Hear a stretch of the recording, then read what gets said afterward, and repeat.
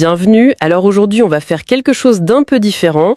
On met de côté les longues études, les rapports complexes. On va se pencher sur un sujet qui a l'air comme ça très simple. Une brève nouvelle sportive, mais en la lisant, je me suis dit qu'elle racontait une histoire beaucoup plus grande. Une histoire sur la manière dont on construit et termine une relation professionnelle aujourd'hui. Notre source, c'est un article tout frais, publié ce matin même, le 3 février 2026, par le site sénégalais Wivsport. Le sujet, c'est le départ d'un footballeur, Mamadou Sarr, du RC Strasbourg. Mais ce qui nous intéresse vraiment, c'est pas tant le transfert en lui-même, c'est son message d'adieu. Un petit texte, mais qui, je crois, en dit vraiment très long. C'est exactement ça. On va utiliser ce message un peu comme une loupe, en fait. Au-delà du mercato, des clauses de contrat, on va voir comment un athlète moderne se sert des réseaux sociaux pour façonner le récit de son parcours. Et ça soulève une question que je trouve fascinante. Dans un monde du travail qui est de plus en plus transactionnel, quelle place il reste pour la reconnaissance, pour la gratitude sincère? Et ce cas, pour moi, est une étude parfaite. Alors, on y va. Commençons par planter le décor. On a donc ce joueur, Mamadou Sarr, défenseur sénégalais. C'est ça. Il quitte le club français de Strasbourg pour retourner en Angleterre à Chelsea. Et le mécanisme de ce départ est assez particulier, c'est bien ça. Il n'a pas été vendu, il n'a pas démissionné. Non. Et ça, c'est un point vraiment crucial. L'article le précise bien.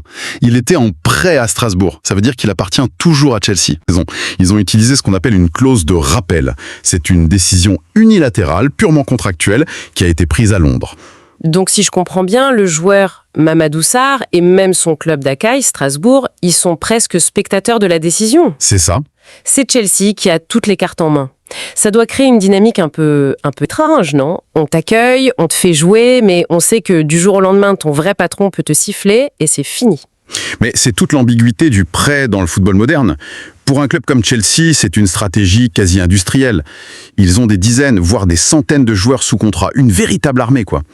Et ils les envoient s'aguerrir un peu partout en Europe. Pour les développer? Exactement. L'objectif est simple, développer un actif. Le joueur doit gagner en expérience, en temps de jeu, pour que sa valeur augmente. C'est très pragmatique. Et pour le club qui accueille, comme Strasbourg? Pour eux, c'est l'opportunité d'avoir un joueur talentueux qu'ils n'auraient jamais eu les moyens d'acheter. C'est un pari. Un pari qui, dans le cas de Sarr, semble avoir été plus que réussi. L'article donne des chiffres qui sont assez parlants. Il a passé 18 mois en Alsace. Ouais. Et il a joué 46 matchs. On ne parle pas d'un remplaçant qui a juste fait de la figuration, là. Absolument pas. 46 matchs en une saison et demie, c'est le bilan d'un titulaire, d'un joueur important dans le dispositif de l'équipe. C'est clair. Il n'a pas juste porté le maillot, il l'a défendu sur le terrain, semaine après semaine. Ça veut dire qu'une vraie relation de confiance s'est installée. Avec l'entraîneur, avec ses coéquipiers. Il n'était pas juste un joueur de Chelsea en mission, il était un joueur de Strasbourg. D'accord. Et c'est tout ce contexte d'implication réelle qui donne une résonance si particulière à son message d'adieu. Justement, venons-en à ce message. C'est le cœur de notre analyse. Il l'a posté sur son compte Instagram et c'est ce que l'article de Wivsport met en avant. Je vais lire le passage principal. Il écrit « Goodbye Strasbourg, ce club qui m'a tout donné, qui m'a offert la chance de connaître la sélection nationale, de vivre des moments incroyables et de grandir à travers un groupe exceptionnel. Point. » Et il ajoute « Pendant ces 18 mois, j'ai partagé des moments intenses et magiques qui resteront gravés à jamais. Je remercie le club, le staff, le président ainsi que les supporters. » Waouh! La première phrase « Ce club qui m'a tout donné », c'est une déclaration d'une puissance assez folle. C'est très fort, oui. Ça va bien au-delà du « merci pour l'accueil » habituel qu'on lit à longueur de temps. C'est ça qui est frappant. Le vocabulaire est tout sauf protocolaire. M'a tout donné. C'est une expression absolue presque filiale. On ne parle plus d'un contrat de travail.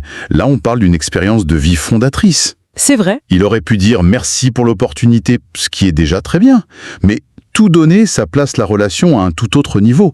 Il dit publiquement que ce club a été plus qu'un employeur. Il a été un catalyseur. Mais est-ce qu'on ne suranalyse pas un peu là? Un simple message Instagram. Après tout, aujourd'hui, tous les sportifs ont des équipes de com. Est-ce que ce ne sont pas juste des mots bien choisis? Une sorte de courtoisie très bien marketée pour laisser une bonne image? C'est une excellente question et c'est le réflexe sain à avoir. On pourrait, en effet, penser que c'est de la communication bien huilée. Mais ce qui rend ce message, à mon avis, particulièrement crédible et puissant, c'est sa spécificité. Il ne s'arrête pas à une déclaration d'amour générale. Ah. Il ancre sa gratitude dans un fait concret, vérifiable. Il dit que Strasbourg lui a offert la chance de connaître la sélection nationale. C'est vrai, il fait un lien direct de cause à effet. C'est pas juste une émotion, c'est un fait. Exactement. Et ce n'est pas un petit détail. Pour un joueur, atteindre l'équipe nationale, c'est le sommet. C'est le Graal. En disant ça, il ne se contente pas de remercier. Il donne au club de Strasbourg une part de son succès le plus prestigieux. C'est une belle façon de le voir. Il dit, en substance, « Mon rêve, je l'ai touché grâce à vous. Le maillot du Sénégal, je le dois à mon temps de jeu à Strasbourg. C'est une reconnaissance publique qui est immense. Et c'est bien plus fort qu'un simple message poli parce que c'est factuel. D'ailleurs, on voit souvent des messages de départ beaucoup plus froids. Ou pas de message du tout. Ou pas de message du tout, ou quand un prêt se termine mal. La différence ici, elle est flagrante. Et ce n'est même pas n'importe quelle sélection, c'est peut-être le point le plus important. L'article le rappelle. Grâce à cette sélection, il est devenu champion d'Afrique en 2025 avec le Sénégal, le titre continental. Oui, le plus grand titre possible pour un joueur africain. Il associe donc le plus grand trophée de sa carrière directement à son passage à Strasbourg. C'est un peu comme un stagiaire qui, après 18 mois, écrirait à son entreprise « Merci, c'est grâce à vous que j'ai gagné un prix Nobel ». C'est une excellente analogie. L'échelle est différente, bien sûr, mais la logique est la même. Exactement. Il transforme ce prêt, qui aurait pu être vu comme une simple ligne sur son CV, en l'épicentre de sa réussite. Dans son récit, Strasbourg n'est plus une étape de transition en attendant de retourner chez le riche et puissant de Chelsea. Non, c'est le lieu de sa transformation, le tremplin. D'accord. Et en communiquant de cette manière, il fait un cadeau incroyable à la réputation de Strasbourg. Il envoie un message à tous les autres jeunes joueurs du monde.